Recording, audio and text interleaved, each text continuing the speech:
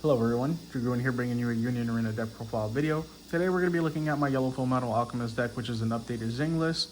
I did alter the deck quite a bit. I'm now more focused on drawing and searching to get like my Greed raids out, my Edward raids out, as well as Mei Chang. You're going to see quite a few changes from my last version of this deck. This version feels way more fluid, way more aggressive, and it's just more fun in my opinion.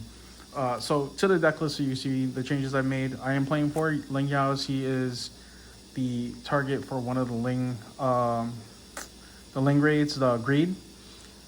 2K body is an active trigger, the only active trigger I play in the deck. I did curate the deck to have more draw triggers to allow you to search for all your combo pieces, which I felt like was very important. So if you want more of a defensive edge in the deck, you can swap some of the cards out, but I do prefer the draws over the actives. The occasional active is nice, but this deck I want to like keep pushing like tempo.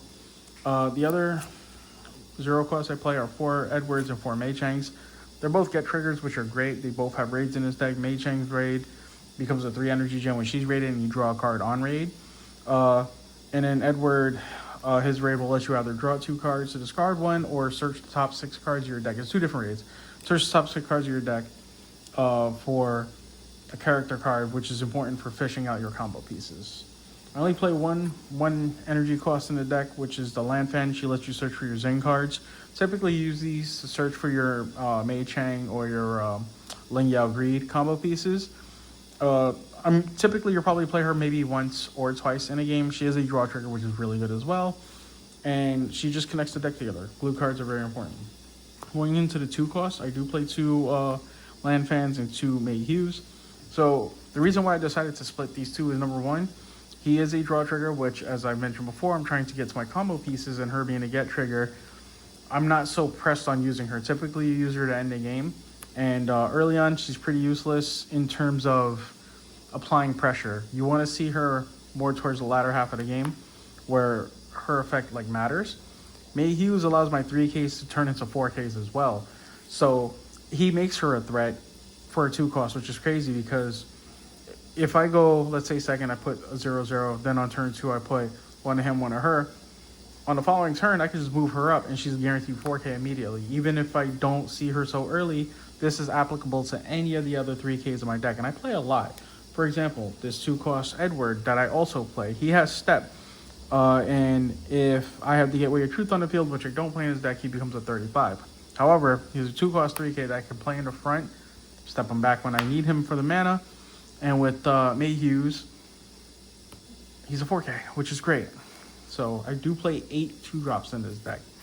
Ed being a raid target as well helps a lot. Going into the 3 costs, I do play 5. I play 4 Mei Changs.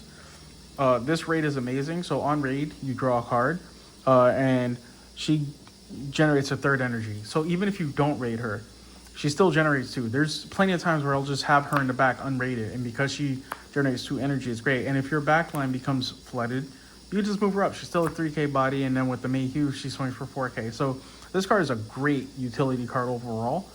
One of my favorite cards in the deck, honestly. And the on-raid draw card, like I kind of hope that they give us more of those effects. I know we got another one with the Chimera dog that is in purple. But this is just straight up, if you raid it, you draw a card. If not, she still gens 2 energy, which is really nice.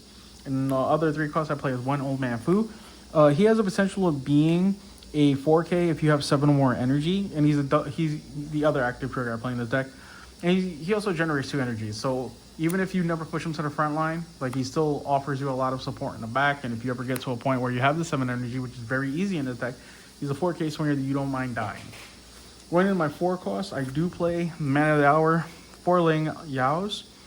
Typically, I try to aim for his 6 energy effect, which is to draw a card when played, and he's a card you will be recycling the most with Greed.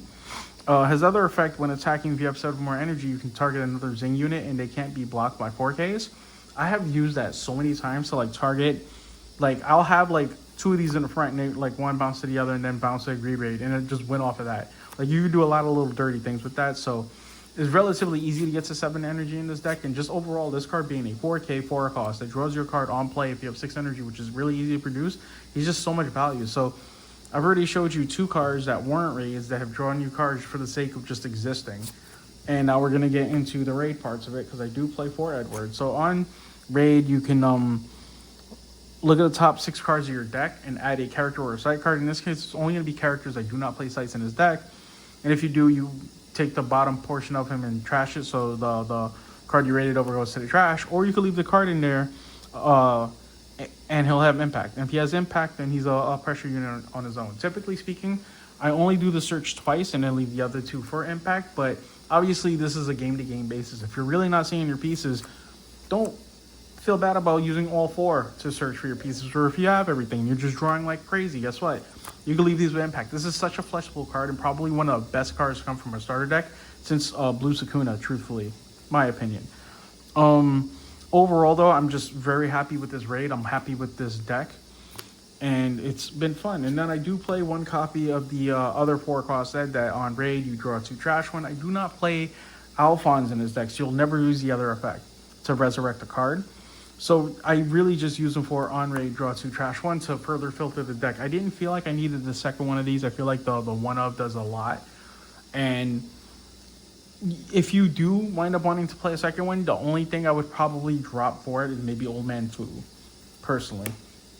The last character cards in the deck are 4 grades. This card is amazing. On raid, during the turn that he attacks, he has to be blocked, which is great. When he dies, you can discard a card from your hand to bring back a Ling Yao. Typically, it'll be the 4K, and you'll draw a card off that most of the time. So he just like, you discard a card, you recycle a card. There's been times when I'll discard a Ling Yao early on, like he might get trashed for like a land fan effect or whatever, and then I'll braid over the 0-cost Ling Yao, and then when he dies, I'll bring back the 4-cost I discarded earlier. So like the deck has a lot of like presentation throughout the entire game where Ling Yao, his positioning, no matter where he is, he's just so strong because of this re-raid.